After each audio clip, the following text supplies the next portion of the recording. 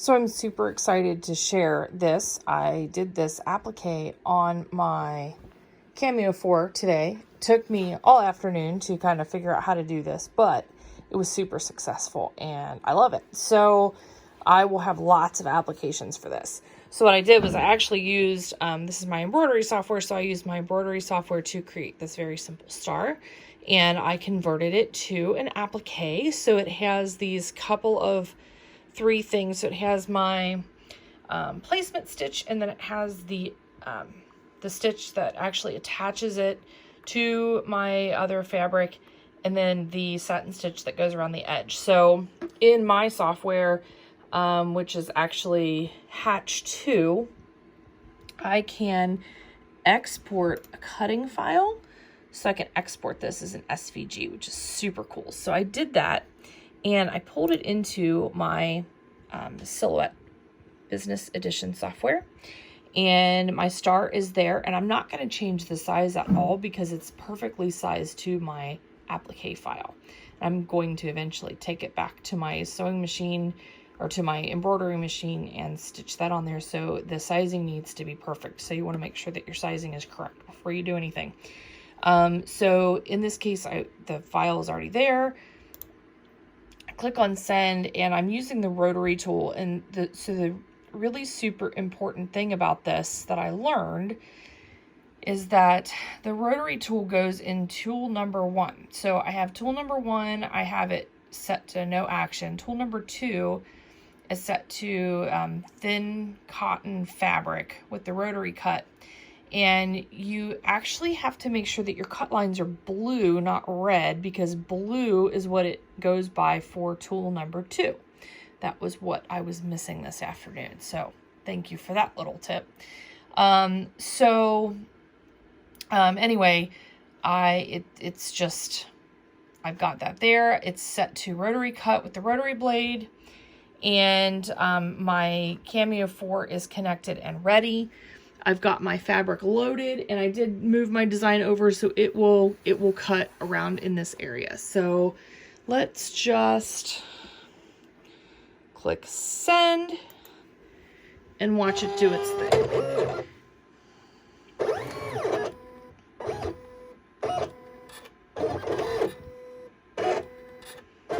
So notice it's going up and down.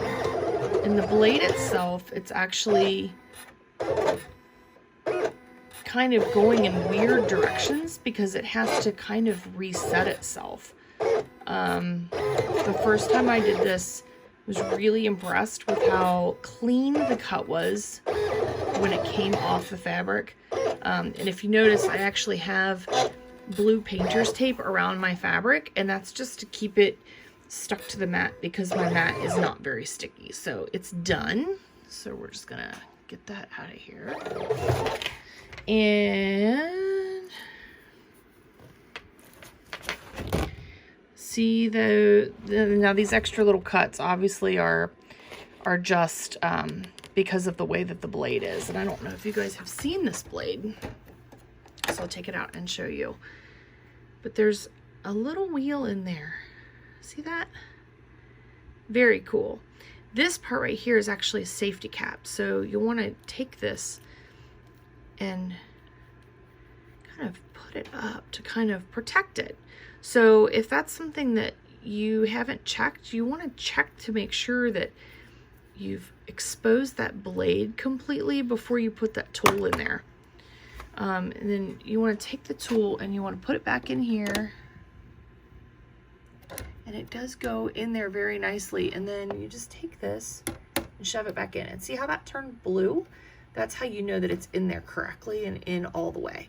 And it's in there and it's locked and it's not going anywhere.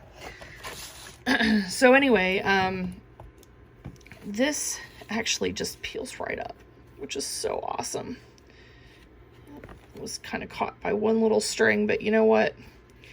In the big scheme of things, that's pretty darn good. So if you know anything about embroidery at all, then that would be your next step, is to take your little piece and to go over to the embroidery machine and load your design, and then it stitches that little outline, and you tack the the piece down, and then it sews around the outside, and then you're done. So that was actually really super cool. It was a couple of hours that I spent this afternoon to make sure that I had this down pat, and it was well worth it because this is going to be super, super helpful for me. We have a small business. I've been asked to do patches where people want patches attached to hats and things like that, and I've been struggling with how do I get that perfect edge around the outside of the hat and make sure that I have everything correct. So I can cut the patch material out on my Cameo, and then I can take it over and get that perfect edge. So I'm going to be super happy with that. Also maybe lettering on a sweatshirt, or I don't know, all kinds of crazy things. So I haven't done a ton of applique. This is definitely going to make things a lot easier.